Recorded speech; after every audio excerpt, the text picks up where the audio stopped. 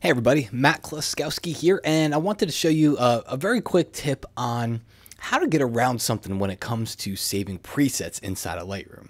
So let me show you, let me set the stage for example here first. I'm going to go to the develop module. I'm going to grab my adjustment brush. One of the tricks I used to teach, or I guess I still teach, one of the tricks that I teach is a lot of people like clarity. The problem is, if you go to the basic panel, and you want to get like a really grungy look, you can crank your clarity up, but it maxes out at 100, right?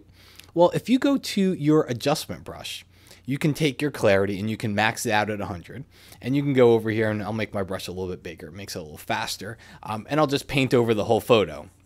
So essentially I've increased it by 100. Well, I'm not stopped there now because I can click on new, and then I can come over here and I can paint on it again. And I can get that really, it's a really grungy HDR-like textured technique, but you're doing it right here inside of Lightroom. You're not doing it with a plugin. You're not moving over to Photoshop to do it. You don't need HDR to do it. If you're looking for that super grungy technique, works great on backgrounds. Gritty photos like this is something that I would use that for.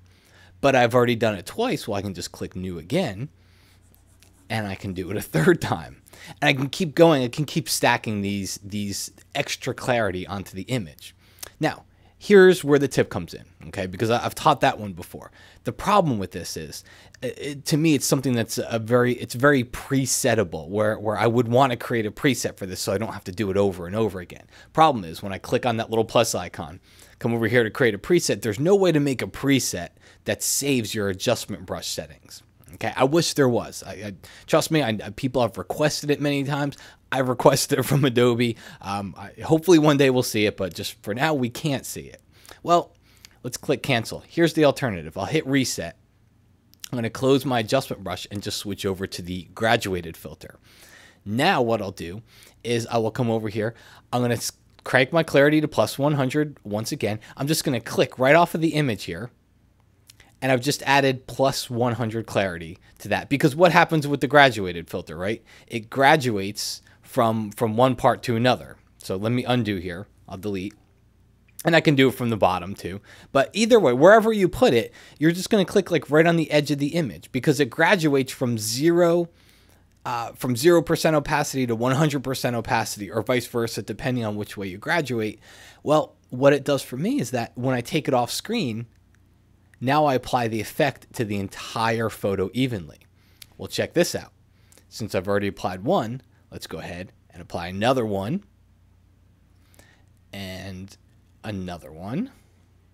And I can keep going. I can keep stacking them on top here, just like I would the adjustment brush. The effect is going to be exactly the same as the adjustment brush. But now when I come over and I click on that little plus icon to create a new preset, look over here. Graduated filters. I can save my graduated filters as part of a preset where I can't save the adjustment brush. Okay, comes in really handy in a couple of different ways. I'll hit reset. I've seen people that, and I've fallen into this, where I want to do like a vignette. Well, I like doing vignettes with the adjustment brush, where I'll take the exposure down and I'll paint over the whole entire photo. All right, and then I hit erase with a really large brush, and then I'll just kind of pop it in on one part of the photo. And what I'm doing here is just drawing attention, and then maybe reduce the exposure because that was really dark. So in that way, I'm just drawing attention. It's like a spotlight that's going into one part of your photo. All right, well, again, we can't save that as a preset, but what we can do is kind of close. It's not exactly the same, but we could take our graduated filter, and I could do negative exposure just like I had here, and I could drop one in. Oh, look, I got a comment. Somebody's commenting on a Lightroom killer tip, no less. But I can drop that in on one portion of the image here, and I can even kind of fade it in from here. All right, and so I've done the same thing.